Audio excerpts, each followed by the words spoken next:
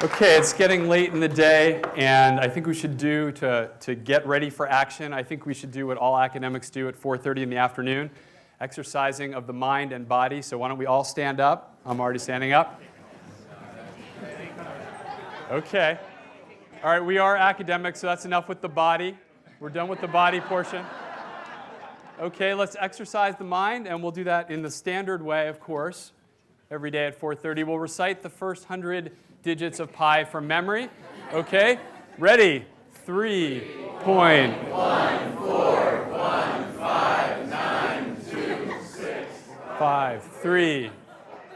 Okay, all right, very good, very good. Give yourself a round of applause. And I'd like to single out, I just met in break Joe Filipazzo, who actually has tattooed already the first 25 digits on his arm. So let's give it up for Joe wherever he is here.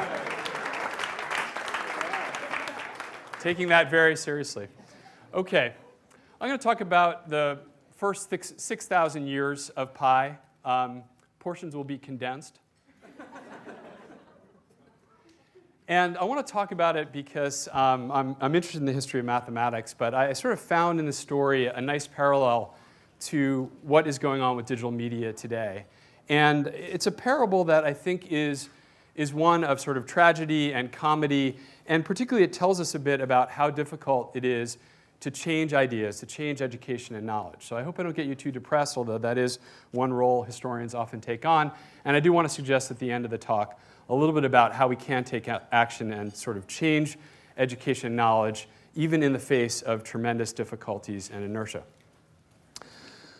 So this diagram is generally how pi used to be represented, in that it was a solution to what was called the rectification or quadrature of the circle. That is, if you could find a way to squish that circle into that square, then you would find that one of those sides would be 1/4 of pi. And thus you would have this magical number. And philosophers and mathematicians and intellectuals for generations tried to figure out precisely what this number was. You know, this is our pi as we moderns know it. It's worth taking a look at this. Of course, this isn't the whole thing. Joe's working on that. I'm not sure he has enough body space because, of course, it goes on forever. There is no last digit of pi. I hope you weren't coming to this talk expecting me to reveal that. You're going to be sorely disappointed. And I think it's just worth reflecting on this number for a moment and how sort of strange it is. Now, of course, we used to know better before the modern age. The ancient Egyptians had a precise number for it, 4/3 to the 4th, or 256 divided by 81. Not bad. You can pull out your calculators and check that. Simple, direct, precise. Archimedes, although he never quite got there, was quite sure that it was some fraction between these two fractions, these two precise fractions. Also a rather smart guy.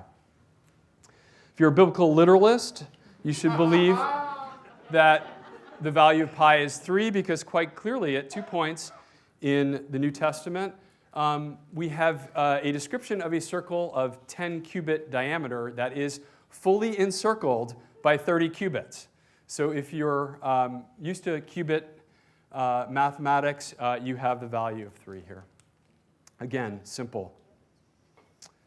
Now, this went on for hundreds and hundreds of years, and we have the record, the historical record, of lots of solutions for the quadrature of the circle, the rectification of the circle, through the Middle Ages, into the Renaissance, and indeed into the 18th century and the Enlightenment. But just after this book on the right was published by the delightfully named Joubert de la Rue, something strange happened. Mathematicians started to think more and more about the nature of pi and wondered why it was so hard to find, why it was so strange and elusive.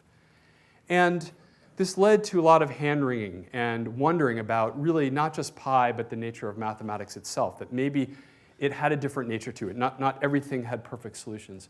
And what that might mean for the nature of numbers. So the hero of our story, of course, is this gentleman here, a beautiful print of him. And you need to know 2 things about him. The first one, because you're smart, you've already figured out, and that is that he was the son of a tailor.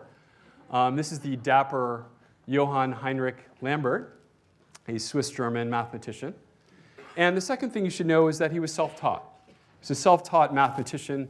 He read lots of books, but he also staked out areas of knowledge on his own. And Lambert, through a series of very difficult proofs, showed that you could never come up with the value of one side of that square in the diagram I started off with. You could not figure out what that number was. It could not be reduced to a simple fraction.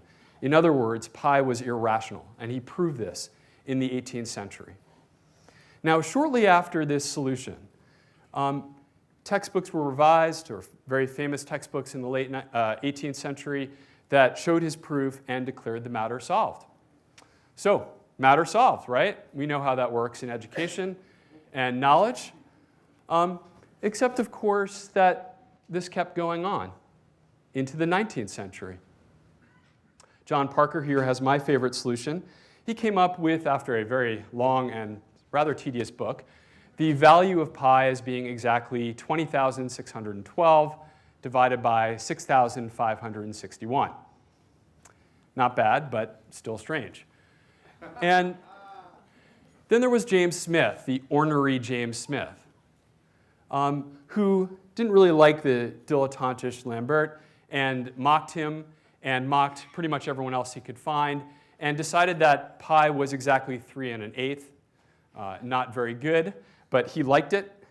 And what I love about Smith is he then engaged in a very instructive and humorous debate with the new mathematicians. He was of the old school. There had to be a precise answer, and he gave it.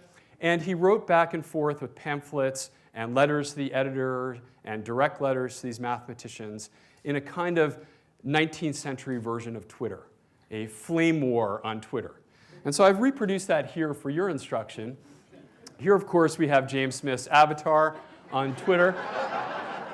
And he started with this declaration. These are, in fact, I'm joking around here, of course, but these are, in fact, his words and the words of his antagonists.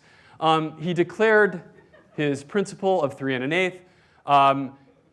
Lord knows why, but the first professor of mathematics at University College London, the famous Augustus de Morgan, took him on and sort of mocked him. It's a mode of meddling. The child playing with sharp objects. This kind of rubbed Smith the wrong way. He wrote back saying, don't you perhaps have a suspicion that I've solved this? And De Morgan didn't take that very nicely. He then gave the proof as an exercise for his juvenile readers.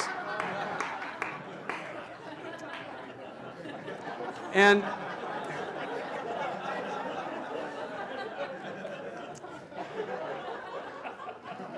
things went downhill from here, actually.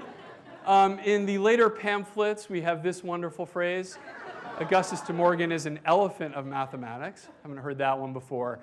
And the final thing that de Morgan said is that James Smith deserves the severest castigation, and he will get it. So I think this is an interesting little play here, a little bit of theater about knowledge and advancement. And you would think after this severest castigation that these old-style mathematicians would give it up, but did they? You'll be unsurprised to hear that they did not.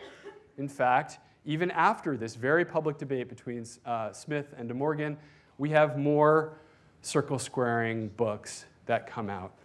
My favorite, my personal favorite, and it might be yours as well, is this one that had this subtitle on the front: "The great problem which has baffled the greatest philosophers and the brightest minds of ancient and modern times has now been solved by a humble American citizen of the city of Brooklyn." Yes, got some Brooklyn people up here. Right. Now, circle squarers are easy to mock, I suppose especially if they're from Brooklyn. But I think it's worth pausing here and actually taking the circle squarers seriously for a moment. We all tend to do this in our lives. We are not so different from circle squarers. It's very easy for us to fall into a pattern where we repeat things. We keep doing things that others have declared absurd and passé and wrong. This happens to us all the time. And so the story of pi here is a story about the psychology of change and the inertia of the past systems of knowledge, past systems of education. So if we take the circle squarers seriously, what is it about the left side of the screen that's attractive to them? And why do they have issues on the right side of the screen? I think I'm going to take Jeff Jarvis's notion of breaking the fourth wall seriously and open the floor. Why is the left side attractive and the right side threatening? The left side is enigmatically simple, and the right side's overwhelming. Okay, simplicity, overwhelming, yes. Representation, not actual fact. Okay, some kind of magical representation. What else? Yes? I can fit that one into an equation, but not this one. Okay, it seems imprecise, unwieldy, right?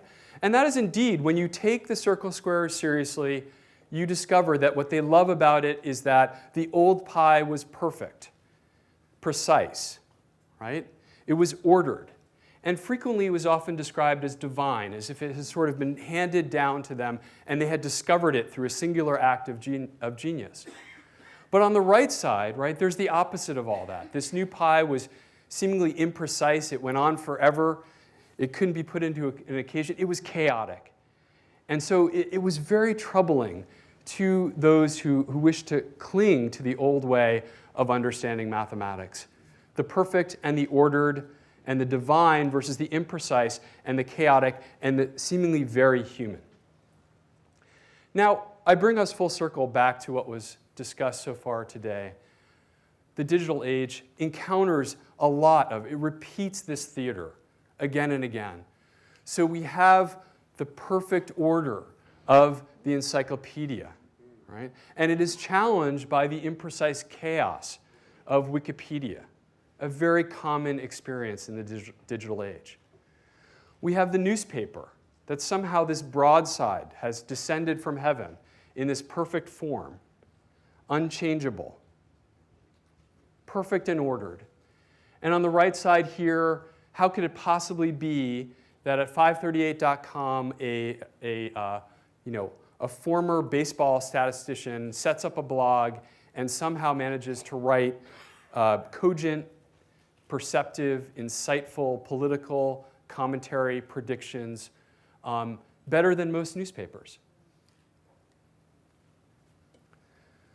So when we think about this contrast between the left and the right, we know that there will be some circle squarers left behind. We know that there will be some people on the left who will not be brought forward. They are the James Smiths.